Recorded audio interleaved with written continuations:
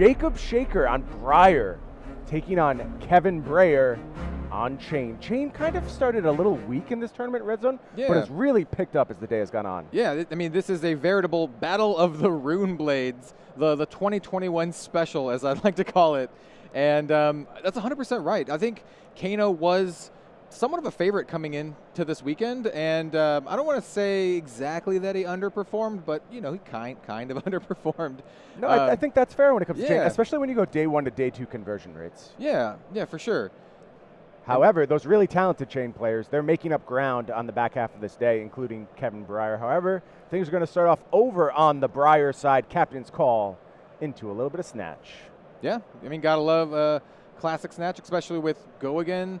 That on-hit effect of drawing a card is always very, very nice. In Flesh and Blood, I mean, in card games in general, drawing cards is fantastic, but in Flesh and Blood, it is extra spicy because, cards represent threats, but they also represent resources. And we have just a good old block with the Command and Conquer right off the bat. Yeah, Command and Conquer going to look to soak up a little bit of this damage. There is going to be an embodiment of Earth from the connection of that snatch. Red Zone, you have an opinion on this matchup? It's not one we've seen really in our feature match area too much today. Any sense of who really has the advantage here? It's difficult to tell. They're both very, very aggro-centric heroes, but they do it in a little bit of different ways, right? Chane really favors a long game where you can build up those soul shackles, where Briar's a little bit more consistent. You can kind of have explosive turns with like a Mount Heroic or something like that, but Chane really favors those longer matchups. Bramble Spark going to come down here for Jacob. That's going to go ahead and make an embodiment of lightning. That means this Coax a Commotion going to get go again. Coax a Commotion, an interesting one. One of my favorite cards. I love in this the card. game. This card is excellent. If it hits, you get to choose a veritable cornucopia of different modes, including drawing cards, getting quicken tokens, gaining some life. It's a good one. Yeah, one of those real versatile cards. But ultimately, 4 attack for 0. That's what we're here for. Yep. And it is one that you do want to block out. It does have a very nice on-hit effect. Yep. And also just fantastic and joyous artwork there too. That's the general vibe here at the Pro Tour. Yeah, that's the coverage crew in about 45 minutes right there. Yeah. There will be a lot of coaxing a commotion going on. Yep. We will be coaxing the commotion. And so here we have Chane's first turn and the start of the stack of soul shackles here. Yeah, Chane, of course, starts a little slow. Needs some time to get those soul shackles rolling. You don't really expect damage right out the gate. And that's kind of where I think Briar might be able to get an edge. If that Briar is able to set up one of those big turns, channel Mount Heroic, any number of 0-cost attacks backed up by that, maybe even Force of Nature if you want to go full combo. If you're able to set that up, things start rolling pretty quickly for the Briar player. And maybe before the Chane gets stuff online, that can be your game plan. But on the Chane side, this is a really nice start when you haven't done Soul Shackle stuff yet. Just a good old attack for 7 with Runic Reclamation. Gonna get Go Again from Chane as well. Yeah, 7 Go Again's not too bad. This is a very interesting card in this matchup because it does let you destroy auras, and Briar does make the occasional aura here. Yeah, that is true. There's some rune chance. There's of course Embodiment of Earth, Embodiment of Lightning. If you're able to pick off an Embodiment of Lightning that has floated from turn to turn, that's a really big deal. That would be very nice. It looks like he will be picking off the Embodiment of Earth and generating that rune chant token from the Runic Reclamation. So that's a little bit of extra value here. Yeah. I think that's a totally fine first turn from Chane. On the upper end of their damage output, I would say. Oh yeah, not too bad at all. So this is a Rosetta Thorn, just coming in for 2. Well, plus the Rune Chant token as well. Yeah, a little bit of Arcane backup there. So 2/2/1, well split damage. Looking over on the side of Jacob, it looks like only form of Arcane Barrier we're dealing with is that Arcanite Skullcap. So Chane able to use that Rosetta Thorn to its advantage, push that damage through. Of course, that plays both ways. Both of these heroes using that very powerful Rosetta Thorn, able to get that arcane damage through. 100%. Rosetta Thorn is a pretty good card, I guess you could say. Not bad. Able to push out split damage, 4 damage for a single resource is quite good. I would also like to note, just because Chane, by virtue of being a Shadow hero, has access to his Carrion Husk, which could definitely come up in this matchup. You know, that 6 extra health is going to be a big deal. Yep. Speaking of extra, Nimbleism going to add a little bit of extra attack to this Scar for our Scar. Now we're looking at 7 go again from the Briar player. This is the like the Welcome to Wraith special here, a very classic play, Nimbleism into Scar for a Scar. Here we have some beautiful alternate art, Scar for a Scar here on the side, but yeah, absolutely fantastic card. It does have go again because Jacob does have less life than Kevin. And here we have another Coax Commotion, just coaxing all the commotions today. Yeah, Jacob really into starting the commotion right now, trying to push through a little damage, maybe get a little bit of redraw, maybe that quicken aura. A lot of options, as we said, on Coax a Commotion.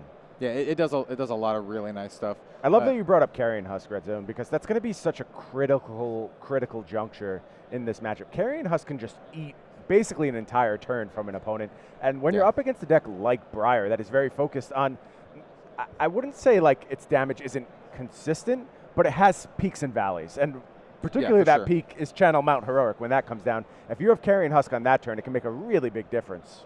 Yeah, 100%. Definitely just like basically nullifying an entire attack out of their arsenal, and well, sometimes literally from their arsenal, but also from their repertoire of attacks. Yeah. So it looks like we have our Soul Shackle for the turn. Did get a hit. Red Bounding Demigod going to head to the Banished Zone. Yeah. Always nice when you get those little hits early on. It really, you know, just kind of smooth things over a little bit for Chane. Because like I said, your first turn's not that explosive, but if you're able to just get lucky on those first couple Soul Shackles, it can really spread your damage output. Yeah, 100%. And I was doing a lot of, you know, testing with Chane leading up to this event, and you love to see it when you get some hits off your Soul Shackles. When you're banishing stuff like Art of War, then you're quite sad. Yeah, and this is another pretty nice one. Shrill of Skullform just is a quite powerful attack, coming in for 6 with Go Again from the Chane hero ability. Yeah, an attack that's just soundly above rate here. It plays so well with these Rune Blades. Previously, Viscera was the spot where we really saw this shine in the last metagame, but now it's Chane's tool. And getting 6 for 2, which will almost always have Go Again in the case of Chane, and you certainly will always have that +3 advantage. That's a really powerful tool to have access to. Let's not forget Block 3, too. This is just a tremendous add from the Everfest set to these decks. And that's really been the theme of this weekend, Red Zone. It's just ad after ad from Everfest. It revitalized every deck in the format. Yeah, I agree 100%. Everfest really spiced things up. Here we have a Shadow of Ursa. He's going to be using the additional cost to banish a Rift Bind that'll give Shadow of Ursa Go Again. So this is kind of just what Chane wants to do in general. Just wants to go really wide. Yeah, slam down as many attacks. Great start from the Chane. At such a low number of Soul Shackles, this is really good output from the Chane player. And that means you see that life total on the part of Jacob Shaker down to 25 already after Soul Shackle 2. How are you going to hold up when you're on Soul Shackle 5, Soul Shackle 6? I think the answer is Jacob does not want the game to get to that point. He wants to close things out before we get there. Yeah, I mean, Chane is still, even though, like you said, only at Soul Shackle 2, still able to push out a decent amount of damage here. And unlike some of the other matches that we've seen today, this is less of a, you know, turtle grindy match, and it's more of a race. Yeah. Like a drag race to the finish. Yeah, and Jacob just soaking up so much damage right now. What that tells me, it's time for some clapbacks. And Feyendel Spring Tunic ready to go, add to the resource count. Let's see if Jacob has that signature play from the Briar deck. Is it a Channel Mount Heroic turn, or is it something else that he's trying to use to reseize initiative here? All right. It's going to be Earthlore Search to start things off. This is a pretty sizable buff here. So we have an Earthlore into a Ravenous Rabble. Yep. Revealing is that a red? I believe that's a red. So just a casual 7 Go Again, you know. Not bad. Good way to start off. And as the Chane player here, it's going to be really interesting to see how each player blocks here and how much damage they take on the chin. Because if you're taking damage here, as maybe as the opponent, so if your opponent is taking damage, you're like, they think they can clap back harder than I'm doing, and that's a scary situation to be in. No, it really is, and this is a fine start to that clapback. 7 damage headed Chane's way. Getting to the point, Red Zone, where that Carrion Husk starting to be a real option. Obviously, Yeah. once you're under 13 life, Carrying Husk no longer useful, so you want to make sure you find the right home for it. And look, Briar can go large, more typically is going wide. Yeah. So if you're seeing the 7 attack, you have to think Kevin's having a moment. Is this the spot for my Husk? And you see Kevin's going to reach for it. Perfect. Put it forward. Exactly. I mean, you never want to, Husk a 5 attack or less. It's just always really sad. You're just losing value there. Yep, max value gotten out of that Carrying Husk. Now, that does mean it's going to be in the banish zone a little bit earlier than maybe you would like, possibly do an extra point of damage over the course of the game. But where you're soaking up 6, you'll happily eat that. Yeah, and I also have a feeling that both players kind of feel that this is not going to go too long. I agree with them wholeheartedly. And so this is was this from Arsenal Lightning Surge? This was a red Lightning Surge from Arsenal. It's going to have Go Again. Yeah, have Go Again. Jacob still has a card in hand, so at the very least he can threaten a Rosetta Thorn at the end of this, pushing that classic 2-2. Yeah, and Kevin really committed to the idea that this is the armor turn. Going to go ahead and put those Grasp of the Arknight in front of that Lightning Surge, soak up a little bit more damage, and now Rosetta Thorn rounds things out. 2-2, headed Kevin Brayer's way. Yeah, Kevin's got to be thinking like, all right, I just want to conserve as many cards as I can in my hand and, clap back as hard as I can. Yeah, and again, more armor being used here. Gets full value out of that Skull Cap, blocking for 2. Yeah, throwing in the whole kitchen sink this turn. Yeah, 10 damage prevented by the armor suite, and it just speaks to why Runeblade has been such a fixture in the metagame. Yes. They have that full fridge, as we like to call it, able to soak up a bunch of damage. Yep. To note, Kevin does also have those 2 cards just sitting there in the banish zone waiting to be played. Yep. So effectively he has 4-card hand, card in arsenal, and 2 cards in the banish zone, plus whatever he hits off the shackles this turn. Yeah, not the ideal hit there. Yeah, you hate to see it. Headed to the banish zone. Shrill also not going to contribute to this turn. Yep, 2 whiffs, but he still has a lot of options here. About, 7 options, give or take. Do note, though, that not every card can be played from the banish zone just at whim. Some of them do have requirements, like, for example, playing a non-attack action on the same turn. And Kevin has been a little low on non-attack actions this game so far. No, I think that's true. I think that's why we've seen these cards floating in the banish zone maybe a little bit longer than you would expect. But still, like we said, good first turns from Kevin. I think here's where the output, it starts to get, I wouldn't say desperate. We're not at the desperate stage yet, but you really want something from Chane, and then you have to hope to hit big on that 3 Soul Shackle turn. Here's a nice start. Minnowism going to go ahead and be the non-attack action. I think it's a blue one, so only providing +1 to the next attack, but will unlock that banish zone a little bit. Yep, 100%. And we have Minnowism followed by a Chane activation. Definitely want to give, so Chane turns in a large part are determined not only by the number of cards you have, but also by the amount of Go Again that you can give your stuff. A lot of the stuff doesn't naturally have Go Again. Right. You have to kind of give it to them with Chane and cards like Maverick and Skies. Spellbound Creeper is another important tool in that game plan. Yeah, 100%. So this Rift Bind is going to be coming in for 5, not as big as it could be, but it's 5 with Go Again. Definitely nothing to sneeze at, and I think Jacob is just like, I'll take it. I'll just take it right on the chin. I mean, these players are just swinging back and forth, saying anything you can do, I can do better. I have more damage in the tank. I'm going to find a way to push through more on my turn if I just go ahead and soak this up. Yeah, I mean, honestly, this is how I like to play. I'm just like, yeah, let's go for it. A little aggro Flesh and Blood here in the feature match area. It's keeping the aggression going with an Enlightened Strike, with Go Again. Enlightened Strike and Chane, not something I see all that often. Yeah, the list that I was running, I wasn't running Enlightened Strike, but I can definitely see why you would run Enlightened Strike. It's a pretty versatile card, depending on your situation. You can push the 7 damage, you can get the Go Again. In this case, E-Strike into Go Again does give Kevin the option to play that other Bounding Demagon from his Banish Zone for 0, which is, not too shabby. Yeah, again, a pretty wide turn. Not absurd damage output. Something like Art of War could have really brought it to the next level. Unfortunately, that was banished here.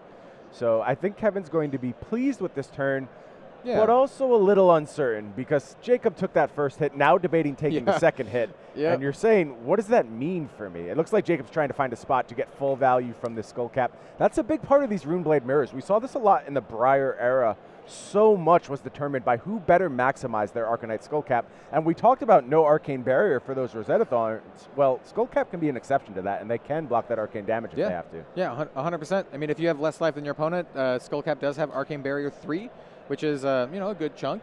Just keep note that to pay for that, you do have to pay all 3 of it. You can't split that up. Yeah, that's a big cost. We do have a Rosetta Thorn, 2 and 2. That, once again, very, very classic. And, for a 3 shackle turn, this is still pretty solid. I agree. I think that Kevin has gotten the most out of his turns thus far. It's just a question of, is Briar cool with that? And is Briar going to get even more out of their turns? Right. Because we know they absolutely have the potential to do so. Yeah, like I said, it's always scary when your opponent's just like, yeah, I'll take it.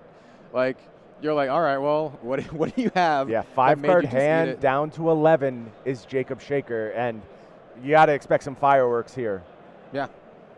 It just means that they're just going to be swinging haymakers left and right. I mean, this could be a Channel Mount heroic turn, and that could be a very big game to, maybe equalizing these life totals a little bit. Yeah, I think Jacob Shaker's turns have been fine. What's missing thus far is that Channel Mount heroic turn. And it looks like we are going to whiff on Sonata. Yeah, big whiff. Not a time you want to be whiffing on that card, playing for a Pro Tour top 8 at the first ever Flesh and Blood Pro Tour. See a little bit of shake of the head from Jacob. Is Jacob going to be able to go ahead and shake that one off? Yep, that's just a little bit of randomness mixed on in here. Oh, this is Force of Nature follow-up. Force of Nature. Fused, revealing Tome of Harvest. Nice, and that will create a embodiment of lightning, which is always good to have. Follow up, Entwine Lightning. Nice. Yeah, so this is going to be 5 go again, and since its base attack is greater than its, it's been increased. If it hits, you get to draw a card, and that everything's is a big game. a snatch from this point yes, forward. Yes, exactly. Force of Nature can do a lot of gross stuff. Oh, yeah. Basically. Force of Nature combined with Channel Mount Heroic, you can just go off. I mean, we've seen Kanos blow up opponents out of nowhere. Briar can do the same thing. Yes, that is 100% true. And so this is one of those times that Kevin really has to consider if he wants to block, right? Before, it's just like, no on-hit effects. We can just kind of race a little bit here, but... The math has changed, though. With this on-hit effect ready to go, the consideration of blocking is dramatically increased. Yep. And he's already used his husk, so he can't really rely on his equipment all that much. He does have more health than Jacob, which means his Skullcap is offline. So, I mean, effectively, he has his creepers, I suppose, as well as the Grasp with the Arknight. And now it looks like Kevin has chosen to take this. This means that Jacob's going to go ahead and draw a card. Things could get out of hand quickly here. I believe, a little bit of glare there, but I believe that's Snapdragon Scalers as the legs for Jacob. So that means going to have go again on demand should Jacob find a good option here. Yeah, I mean, you can never discount the Snapdragon Scalers. Hey, we have another Enlightened Strike here. Yeah, that's going to actually just get +2 from its ability, but still going to have that powerful on hit should it push through this damage. And again, if you're Kevin, that's scary. You have to wonder about that. And you see those Snapdragon Scalers at the ready. Jacob reaching for them, looking to give this go again through other means. I mean, this is 7 damage, right? We're getting to the point where this is incredibly significant. Kevin's at 13, so this is representing more than half of his health in just a single attack. And once you get down into this kill zone, it's going to be really, really hard to stay in it. It's so interesting, Red Zone, because the decision not to block, it's basically a determination of, can my opponent present lethal this turn? That's the question that's being asked, because otherwise you want to nip this in the bud right away. You want to go ahead, double block that Entwined Lightning, prevent the draw, and then if you prevent the draw here, maybe that Enlightened Strike can't come after you so aggressively, or at least you shut down Arsenal on the next turn. Now you've just kind of sunk some cost into letting that first thing hit, and you're trapped by this Enlightened Strike. Yeah, that's 100% true. It's going to feel pretty bad having to block at this point for sure. However, you can't throw good money after bad. If you have to make the block here, it's time to do it. And Kevin's thinking. Yeah, I mean, this is 10-3 at the Pro Tour. These are the what makes and breaks who's going to make it into the top 8. Yeah, stakes could not be higher for these players. At least not today. Come back tomorrow if you want even higher stakes. We'll be doing that all day long. All 7 matches of the top 8. We're going to bring them to you all day long, and we're going to try and catch that calling final as well, should time permit. do not want to miss it tomorrow. Oh yeah, just tossing in the grasp. I'd also like to point out too that we see that Kevin's at 13, but we can't discount the blood debt as well, right? So we do have the Carrion Husk, we have the Bounding Demagon that will, could get played on the following turn, but that Husk represents an additional like 1 less life every single turn. And you know what I want to go back to again, Red Zone. Last turn was the turn that Kevin chose to deploy that Husk. Yes. Think about how this turn has gone. Yeah. Should the Husk have been available? Number one, you take 1 less blood debt, so you're at +1 life. Number two, that first Entwined Lightning, the one that has started this snowball, Husk could have been available for that block. So I wonder if maybe Kevin, having a little bit of buyer's remorse, having cashed in that Carrion Husk on the last turn. Yeah, 100%. I'd also like to note that this is only like, turn 3 or 4? Like, there's only 3 Soul Shackles. Yeah. So this is a very speedy, fiery game here. Oh, yeah, and look at this follow-up from Jacob. This is a nice one. Went ahead and pitched. Weave Earth, going to go ahead, deploy Revel in Rune Blood, makes 4 rune chants, an additional rune chant from those Grasp of the Arknight, and finally closing out with a Rosetta Thorn, 2 and 2. So 7 Arcane, lethal Arcane headed Kevin's way, as well as that Rosetta Thorn attack. This is like absurdly difficult to prevent because of how Arcanite Skullcap works. Yes, it's a huge problem. All 5 of those first rune chants look like they're going to hit, and that's going to bring Kevin down to 2. Now there's another Arcane Barrier trigger that's going to deal with this 2 damage from that Rosetta Thorn, and we're going to have to see Kevin pitch some cards to go ahead and prevent all of it. Yeah, I mean, I guess the real question is, does he have a blue or yellow that he can spare from his hand? It looks like he's pulling 2 cards to the front right now. It's always really rough when you have to commit 2 cards to a single Arcane Barrier. And he has to, once again, like, you have to pay all 3. You can't just pay 2 or whatever you want. Because it's Arcane Barrier 3, he has to pay all 3 of it. Yeah, I think we had a blue Vexing Malice at the ready to stop that arcane damage, but still 2 physical coming through from that Rosetta Thorn. Yeah, 2 physical coming in. It's representing, you took 5 from the rune chance, right? I believe so. I think that life total is outdated. I'm not 100% sure on that, I think but you're right. This block also tells me that that's probably the case. So. Yeah, so he's effectively at 2 here. If this is the only block, he'll take 1, go to 1. And fall to 1 would be my guess, with the Carrion Husk in the Banish Zone, meaning this is it. It's just go time for Kevin. And really, I mean, 3 cards. It looks like I see a Belittle there. That's a nice start to effectively get to 4 cards, but I don't see another attack in hand to go ahead and get the Minnowism from that Belittle. And with only 3 Soul Shackles, he doesn't have very many opportunities to hit off of these. And it does have a Bounding Demagon already ready to go, but this is the ball. This is the Pro Tour for Kevin Briar right now. This is everything. Yeah, this is the turn. Like, there's no way around it. This is Kevin's pivotal turn here.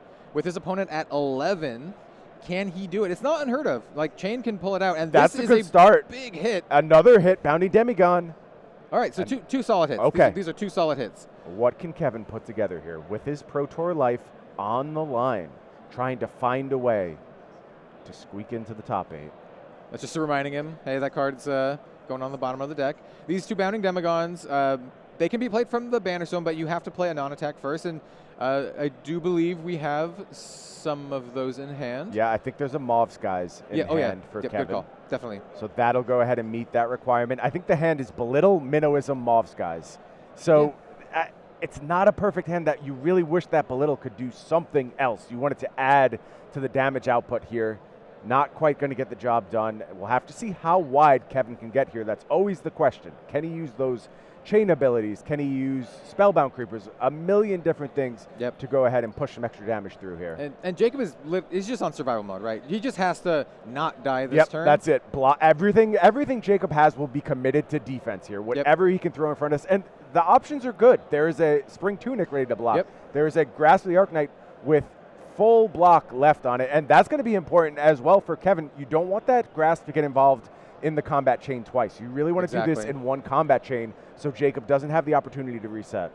Yep, and remember, folks watching out there, playing non-attacks does break the combat chain. So it's going to have to be a very, very intricate sequencing of plays here to maintain a solid combat chain through this, and also have continual go again on all of his attacks. Absolutely. Also worth noting, Jacob does have access to an embodiment of Earth on this turn, making any non-attack actions block a little better. That could really matter when, I mean, this is everything. Your defense you put together here is absolutely everything. Yep, and so We have Belittle. Unfortunately, if he does not have a attack action in hand for that reveal effect, he will not get to go search up another Minnowism. Yeah, and we know he does not. It's just Minnowism in hand alongside a Mauve Skies. And so see a block from Tome here. And like we said, it's just survive. Yeah, that is going to block for 3 due to that embodiment. No damage leaking through there. What's next for Kevin Brayer? I think if you're Jacob here, if I was in Jacob's shoes, I'd be feeling, I wouldn't say 100% good, but like pretty good, right? I would feel good as well, Red Zone. I think Jacob is an overwhelming favorite from this position. Cross those T's, dot those I's. Right, hopefully stamp your path yes, to exactly. a Pro Tour top 8. Like we said, there's no guarantees here. We think a win here will be enough, but it's still going to be some tiebreaker magic going on down the stretch here. You gotta love the tiebreaker magic. A lot of sweats after this round. So I do believe he used his Spellbound Creepers here into the Minnowism. Yep, pitched Mauve Skies, went ahead, activated Spellbound Creepers, dropped the Minnowism. What is in that arsenal? That's the question. I was just going to ask that. Do we know what card is in the arsenal? Now, maybe we should know. It's possible we saw it previously. I don't remember. I'll tell you that, Red Zone. So we're going to have to be as surprised as Jacob will be as Kevin reveals what that last attack is from Arsenal. Yeah, so we do have a Chane activation, giving go again to the next attack. Yep. So we have options here, right? We do have 3 cards in the Banish Zone. We have the Mystery card in the Arsenal. Yep. Red Bounding Demigon, ready to go. That's probably our largest attack here. He's pretty strapped for resources. Yeah, literally just has 1 floating. Only 1 floating, and no way to make any more. That's it. That's going to power the rest of this turn. And so we have Bounding Demigon from the Banished Zone. It will get pumped up by its own effect here, as well as from the Minnowism. Yep, 7 coming through. So this is a decent threat. Decent threat, I agree with you. But there's still a lot to push through. 2 Grasp of the Arknight pieces of defense. Skullcap won't be live this game, so you don't have to worry about that. There is also Spring Tunic ready to block. There's still 3 cards in hand for Jacob. Like we said, that Embodiment of Earth ready to go, so good options here. Going to go ahead and throw, looks like 2 non-attack actions, both blocking for 3 with the buff. Going to only take 1 damage here, fall to a pretty comfortable 10, virtual 13. Yeah, big block here. I mean, Jacob's just super comfortable. Just like, you know what, the whole game, I'm going to throw my cards at you in attack mode. Now I'm just like, I'll just block it all out and weather the storm here. And here comes Rosetta Thorn, offering 2 and 2, but that's not it. I mean, that's not going to do it here. Yeah, I mean, at this point, Jacob's like, yeah, I mean, take a little damage. Don't care. Go ahead and throw Grasp of the Arknight in front of that physical. Prevent that. Falls to 8. It's dire straits for Kevin here. Looking at his options, I mean, there is a Shadow of Ursa. Yeah. He will not be able to do the additional cost for Shadow of Ursa and there's go again. No go again on that right now. So just going to go ahead and throw a Tunic in front of it, take 1 damage, and get a handshake. And Jacob Shaker may have just punched his ticket to the top 8 here at the first ever Flesh and Blood Pro Tour. That is a speed demon battle. Just, Titanic punches left and right, racing to the finish. And that's how you roll with Grimblade sometimes.